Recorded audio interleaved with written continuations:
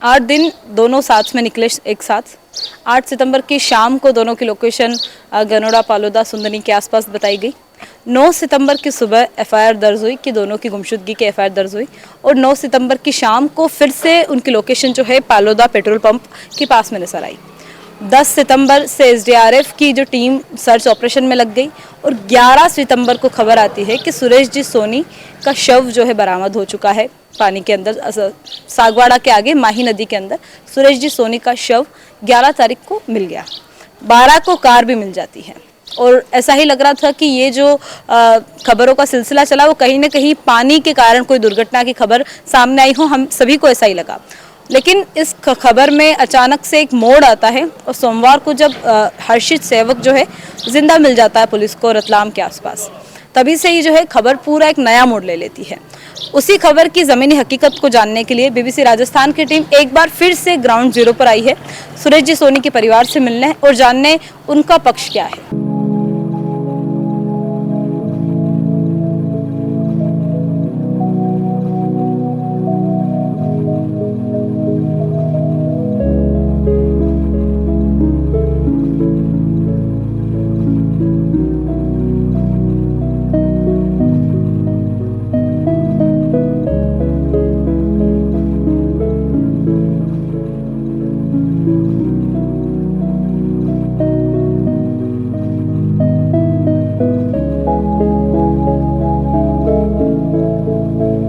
अभी हमारे साथ में सूरज जी सोनी का पूरा परिवार है, सारे रिश्तेदार हैं।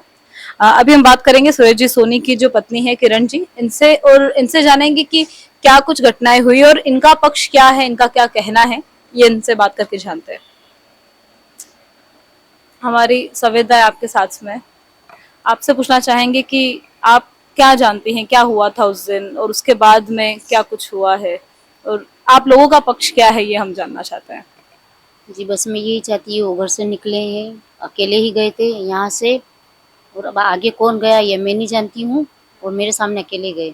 अब मैं तो अकेली हूँ, मेरे पति को मार डाला, अब मैं क्या कहूँ, मेरा कुछ समझ में नहीं आ रहा कि मैं क्या हूँ। मेरे छोटे छोटे बच्चे हैं, मेरे पति ही उनका सहारा थे, कमाने वाले वो अकेले थे। अब मैं इन तीनों बच्चों को लेके कहाँ जाऊँगी। तो मैं तो बस उनके साथ क्या हुआ कि साजिश हुई है, मैं पूरी तरह से कह सकती हूँ कि उनके साथ साजिश ही हुई और उन्हें मार दिया गया है। और हाँ, और मेरी जो छोटे छोटे बच्चे, अब इनका भविष्य खराब होगा, उसका जिम्मेदार कौन होगा। इसलिए मैं सरकार से, प्रशासन से, शासन से, देशवासियों से एक ही अपील करूंगी कि मुझे न्याय चाहिए, क्योंकि मेरे बच्चों के भविष्य में, मेरा बच्चा जब बालिग हो जाएगा तो उसको सरकारी कर्मचारी बनाया जाए। और मैं सरकार से न्याय भी चाहती हूँ। मैं तो ससुराल चली जाऊंगी, उसके बाद इन लोगों का क्या होगा, कौन देखेगा इनको। मैं सरकार से अपील करती हूँ, हमें मुआवजा मिलना चाहिए। और मेरे पापा का जो भी कातिल, मैं नहीं कह रही हूँ कि कातिल कौन है, मेरे को नहीं पता है, पर मैं सरकार से जो भी कातिल है उसको सख्त सजा मिलनी चाहिए और मेरे इनको मुआवजा मिलना चाहिए, क्योंकि मेरे भाई छोटे, हमारा कमाने वाला कोई नहीं है घर में।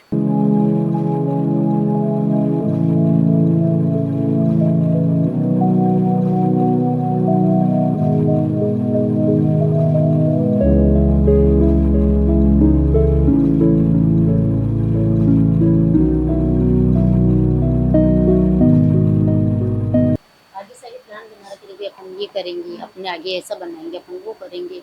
वो आदमी क्यों मतलब अचानक ऐसे घर से गायब हो गए कि मतलब इतना अच्छा आदमी मेरा, मैं कभी किसी से कोई लड़ाई झगड़ा, कोई गलत धंधा, कोई गलत आदत, कोई गलत संगत, कभी तो पता चला। ऐसी कोई बात नहीं ना, हमारे बीच में कोई झगड़ा, हम इतने प्यार से रहते थे सब। मेरा छोटा सा परिवार इतना अच्छा चल रहा था जो कि उजड़ गया। अब इस मुझे यही तकलीफ इतनी ज़्यादा कि मेरा घर उजड़ गया, अब इसके बाद मेरा कौन है।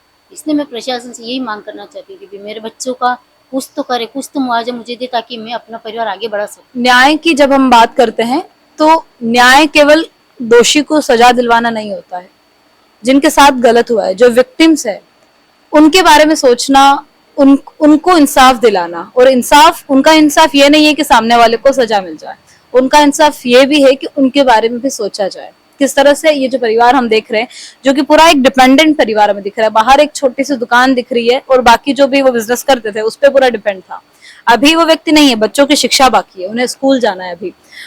जो उनकी वाइफ है वो भी शायद उतनी अभी नहीं, मैं समझ सकती हूँ आप, जो शिक्षा में अगर बोले तो आप कहाँ तक पढ़े आप? मैं बीए पास बीए पास है आप। लेकिन एक वही है कि माँ के लिए 3 बच्चों को छोड़कर बाहर जाके कमाना और इस दुर्घटना के बाद थोड़ा सा मुश्किल तो होता है, और यही इंसाफ है कि दोषी को सजा के साथ में पीड़ित परिवार के बारे में भी सोचा जाए। वंशिका हमारे साथ में है, जो सुरेश जी है उनकी छोटी बेटी, इनसे भी बात करते हैं और जानते हैं।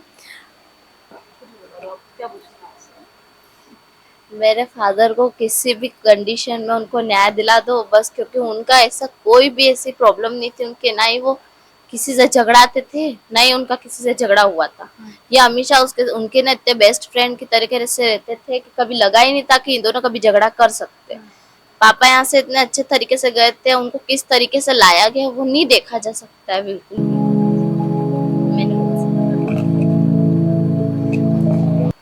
हमारा हालात हुए है, उसे मालूम पड़ रहा है हमको। उसको न्याय चाहिए, हमारे मौत के बदले मौत चाहिए मेरे भैया के लिए न्याय चाहिए। मेरे छोटे छोटे भतीजे है, मेरे भतीजे कुंवारी बेटी है, ये कैसे घर चलाएगी? तो कैसे ले जाके मेरे भाई को मार डाला? हमको कौन बुलाएगा? कि मैं आज आप लीजिए तो मेरा सारा ही टूट गया। क्यों करा भगवान ने? उस सब दोस्त आगे आगे जाके काम करता था, आगे आगे भगवान की पूजा पाठ सब करते, कोई भी आना नहीं आया उसके। ऐसा क्या हो गया था भगवान जाने। हमारे साथ में भी सुरेश जी सोनी की छोटी बहन भी है, आप उनसे बड़े थे। हाँ, इनसे भी बात करते हैं। और इनसे इस सारे घटनाक्रम की जानकारी आपको कब मिली थी? हमको तो दूसरे दिन मिली। वो मेरी बड़ी मंसूर वाली जीजी, उसने फोन करा कि अपना भैया का कहाँ चला गया, सुरेश भाई का कहाँ चला गया वो छोटा वाला।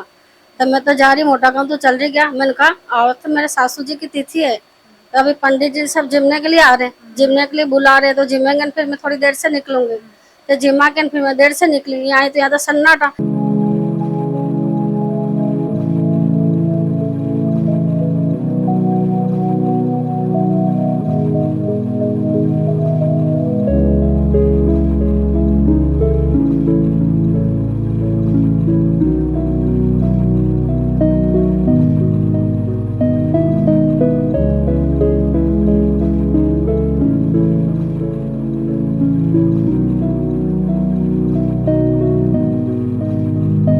सुरेश सोनी मेरे मामा का लड़का है। अभी 1 महीने पहले उदयपुर आए, मेरे से मिल के गए हैं। बहुत अच्छा व्यवहार है उनका। लेकिन अभी अचानक से हादसा कैसे हो गया, हम भी ऐसे मतलब ये हो गए हैं कि टेंशन हो गई है। आज मैं भी आई हूँ यहाँ गनोड़ा मिलने के लिए, मोटा गाँव, मेरे मामा के लड़के के। इनसे बस प्रशासन से यही है कि भाई इनको न्याय मिले, जल्दी से जल्दी न्याय मिले, और दोषी हो उसको सख्त से सख्त सजा मिले और उनको मुआवजा मिले उचित। 8 सितंबर से शुरू हुई इस रहस्यमयी गुमशुदगी की खबर का सच सामने लाने के लिए पुलिस प्रशासन अपना कार्य कर रही है। इंसाफ है, सच है, वो सामने आके रहेगा। अभी हमने सुरेश जी सोनी के परिवार से बात की और जाना कि किस तरह से उनके ऊपर पूरा परिवार निर्भर था। परिवार वालों, रिश्तेदारों की एक ही मांग है कि इसकी सजा जो भी हो, जो भी बात सामने आती है पुलिस प्रशासन की पूरी पूछताछ के बाद पे, उसके बाद में कम से कम पूरे परिवार की जो मांग है कि मुआवजा मिलना चाहिए। परिवार वाले, रिश्तेदारों का यही कहना है कि चूंकि पूरा परिवार उन पर निर्भर था, तो अब उनके भरण पोषण के लिए सरकार से मुआवजे की मांग यहाँ पर की जा रही है। सबसे हमने जाना और कट कर दो यहाँ तक। परिवार वालों से बात करके हमने जाना कि किस तरह है उस दिन क्या घटनाक्रम हुआ था। इसी तरह की घटना की ज़मीनी हकीकत को जानने के लिए देखते रहिए BBC राजस्थान। मैं हूं mega अमेटा, camera person Deepak Kumar के साथ में। BBC राजस्थान, जनता की आवाज़, जनता का विश्वास।